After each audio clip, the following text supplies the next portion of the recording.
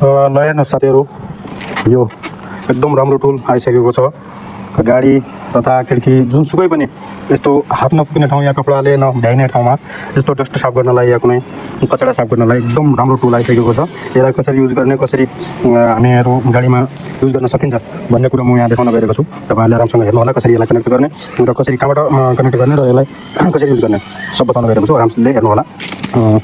ल भिडियो बनाउँ। यसलाई हामीले अनबक्सिङ गरिसकेपछि यसमा धेरै एडजस्टमेन्टहरू आउँछन् र यसमा जुन उपयुक्त हुन्छ त्यो मिलाउनुपर्छ। र पहिला गाडीको यो चार्जिङ जो प्लग भित्र हुन्छ, यसमा चार्जिङको यो विशेष गरी हुन्छ गाडीमा, यसमा लगाउनुपर्छ। र त्यसपछि हामीले राम्ररी लगाइसकेपछि यसलाई अब यो लामो पनि हुन्छ हैन। अब यसलाई गाडी अन हुनुपर्छ। गाडी अफ भयो भने हुँदैन, यसलाई अन गर्नुपर्छ। अन गरिसकेपछि अब यसमा बटन दिएको हुन्छ एउटा, यो बटन दबाउनुपर्छ हैन। यो दबाइसकेपछि हामीले एडजस्टमेन्ट जस्तो टाउको लगाउँदा पनि हुन्छ। अब मलाई यो चाहियो अहिले।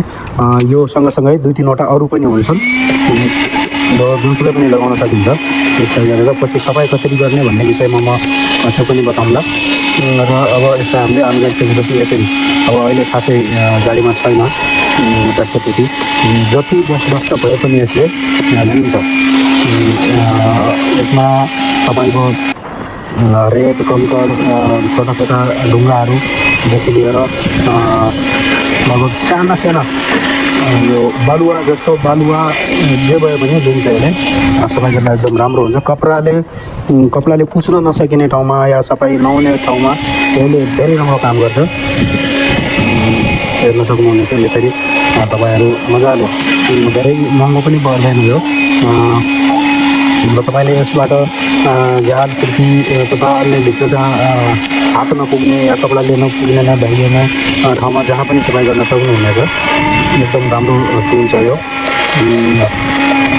सबै थोक यसरी सिकाइदिन्छ यसले, तपाईँ हेर्न सक्नुहुनेछ।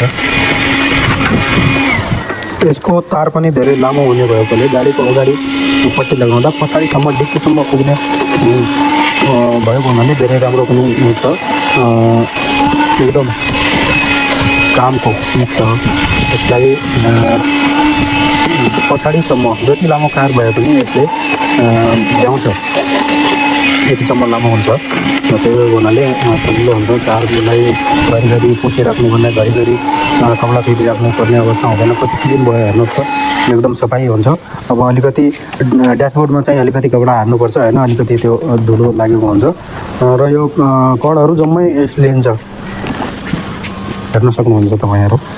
भिडियोहरू हेर्दै गर्नु होला र यसरी साथ सपोर्ट गर्दै गर्नु होला। अलिकति हामीलाई पनि मोटिभेसन मिल्छ र अगाडि जानकारीमूलक भिडियो हाल्नलाई थोरै भइदिन्छ। त्यही भएको हुनाले अहिलेसम्म हेरिदिनु भएकोमा धन्यवाद। र तपाईँ साथ सपोर्ट गरिदिनु होला भन्ने आशा गरेको छु। धन्यवाद। यहाँसम्म हेर्नुभयो। तपाईँको दिन शुभ रहोस्।